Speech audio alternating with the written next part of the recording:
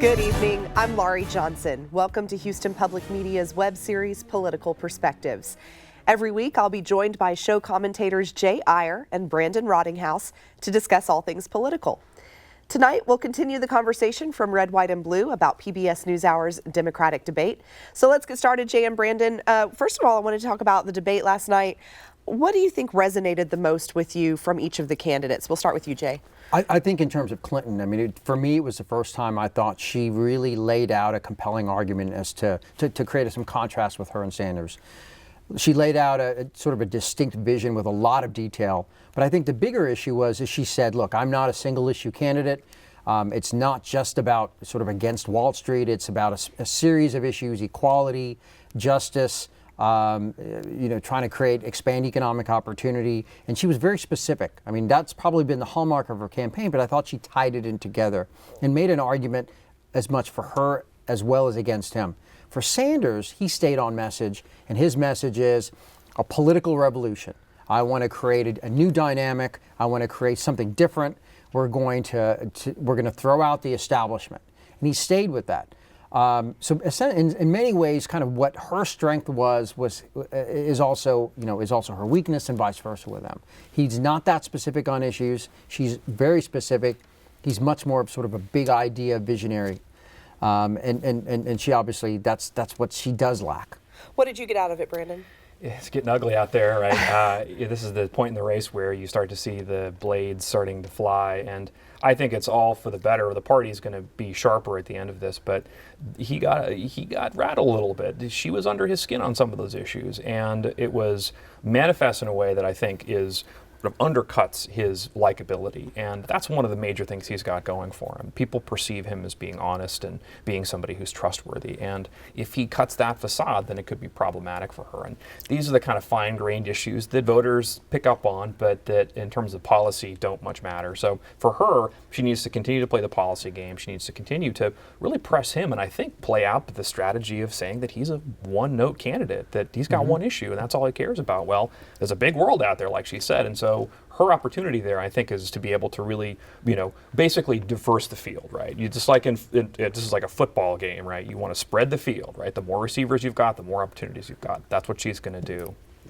And yet, I feel like even with that being said, that she started to get under his skin, this is still a very much more subdued debate than what we see from the Republican candidates. Yeah. They're not really hardcore going at each other at this point. Should they be? I mean, should this be the time where they're really attacking each other's ideas and policies? Well, I mean, I think it's hard because, they really want to sort of, you want to keep the party together. You want to bring it together. Even though he's mounting an insurgent campaign, I think he really recognizes you have to have a certain level of sort of comedy with the other side.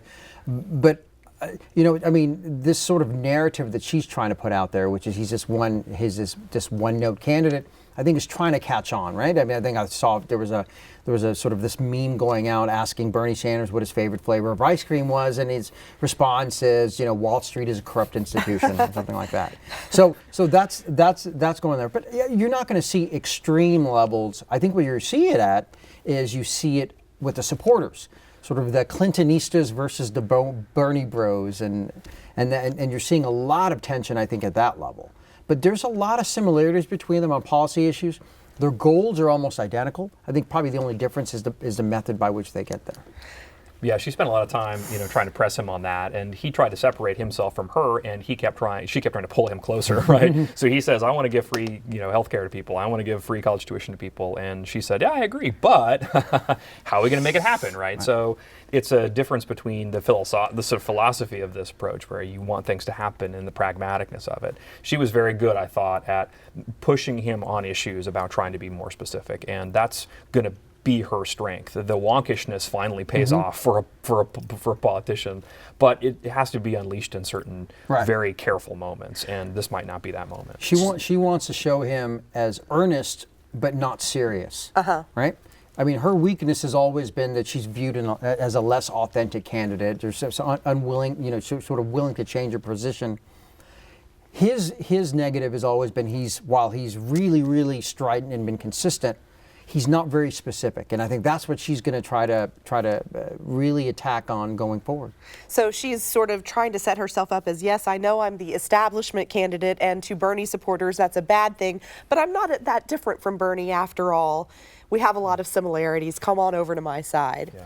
Yeah, she needs to play that card as much as she can, because there are lots of Democrats who like that. But I frankly think what's happening here is that the Democratic voters, that core of the party, is looking for that coffee house rhetoric, right? They want that rabble to happen, and they want to be able to really talk about it, and they want to be able to rail against it. But at the end of the day, I don't know that they expect it to happen. So she needs to be in a position where she holds off long enough to be able to give that sense that she's simpatico with them, but at the end of the day, she's going to have to provide some actual numbers. Right. She's really running for Obama. This is Obama's third term. That's really what she's framed the campaign as, the third term of Obama. And you see that increasingly with the rhetoric where Sanders is not the heir to the Obama legacy. He's against Obamacare. He's against the foreign policy initiatives that they've undertaken, that she's fully embraced President Obama, which is somewhat ironic when you consider in 2008 they ran this really vigorous campaign against each other. And also, he doesn't have the greatest popularity numbers right now as well. Right. I mean, he's sort of become a much more divisive candidate, a divisive president in terms of a 50-50 sort of approval. But in the Democratic primary, in the Democratic Party, he's incredibly popular. He remains very popular. So there's advantages for her, particularly with some of the constituencies that she really needs support from. So let's talk about race issues, because that's something that came up. That's something the Democratic Party has really been trying to focus on. What is the situation with these candidates and black voters? Why is it that Bernie Sanders, a longtime civil rights activist, someone who marched in the civil rights movement, is having trouble getting black voters to come over to his side? Yeah, I think part of it is that he hasn't done much, and when you look at the record historically, there hasn't been a lot of movement on that. And although she doesn't have the same track record, she can point to some specific things that as before she was first lady, while she was first lady, while she was in the Senate, there are these opportunities that she developed that really do provide for a leg up. The same problem she has amongst younger voters and amongst women, right? Like, why isn't she doing better among them? There's a symbolicness there that doesn't always match, and so people are often less likely to follow that than they are to sort of think about the current situation and to really reason through where they're going to find the best opportunity to be able to do better. Do people really vote on those kinds of issues, though? I mean, how much effect can the President of the United States have on racial sensitivity in the country versus the impact that they have on economic and foreign policy decisions? Is this something that really drives voters to the polls? Well, I don't know about driving voters to the polls, but it certainly has an impact in terms of the way and the attitudes of minority voters. You have to be able to understand that there's certain issues, that's the crux of things like the Black Lives Matter movement, right? That there's a systemic problem in our society as it relates to race and ethnicity to some extent, right? And you see that. And I think a recognition of it and an understanding that we have problems. So you see that in moves for criminal justice reform. You see that in moves towards the issues related to the employment rate among African American youth. You see that in just the idea that discrimination still fundamentally exists. Are you going to be able to sort of change people's hearts and minds? Probably not as president. But can you make a difference in terms of overall and substantive reform of our criminal justice system, decriminalizing drugs to some extent? Sure, those are really impactful decisions. And in the Latino community, obviously, comprehensive immigration reform is a huge issue. Yeah. I think that's right. You've got a situation where the Hillary Clinton needs Barack Obama as much as Barack Obama needs to have that third term, but she needs him for different reasons, right? She needs the racial component because there's a heavy minority population in several of these states, and that's been played out because she's getting these endorsements, which she really needs. But the other is that he's really popular amongst Democrats, right? That 60% of Democrats want to continue the legacy of President Obama, and although in general people might not approve of it, Democrats do. So that is a good enough reason for her to kind of continue on that. So would you say there was a winner last night? I mean, I think in this sense, I would say she won only in that Sanders didn't do better or move the needle when it came to minority voters. The audience last night, to some extent, I mean, it was held in Milwaukee, but the audience last night was really South Carolina and some of the Super Tuesday states, because this was their chance, their last debate that you're going to see before that. This was his opportunity to really make a difference on that. And I don't think he really succeeded in moving the needle enough. So just on that, and frankly, she did a good job. It's probably her most solid performance, and she defined herself in a much clearer way. So yeah, I would say she was the winner.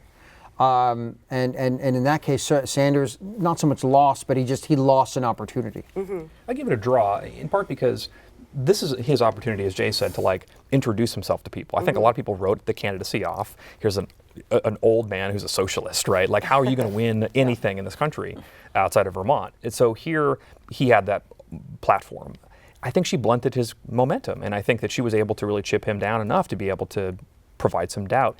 I don't think she won in the sense that she's winning voters, but her objective here, I think, was more like just to stay the course, right? Because this is a big game, right? This is where you've got a series of contests, right? This is the World Series is not won in the first game, right? You win it in, later on. So she's looking at this as a long-term prospect, and I think that for her that's smart, and she needs to be able to think about it day to day. So the campaign's panicking a little bit about where they are because they'd like to be much farther ahead, and given the metrics and everything, they should be. But this isn't something they need to panic about, and I think that within a couple weeks, we're going to see a really different script on this.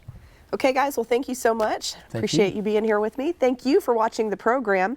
Remember to log on to houstonpublicmedia.org/perspectives every Friday night at 8 p.m. following the 7:30 broadcast of Red, White, and Blue. Thanks so much for watching. See you again next week.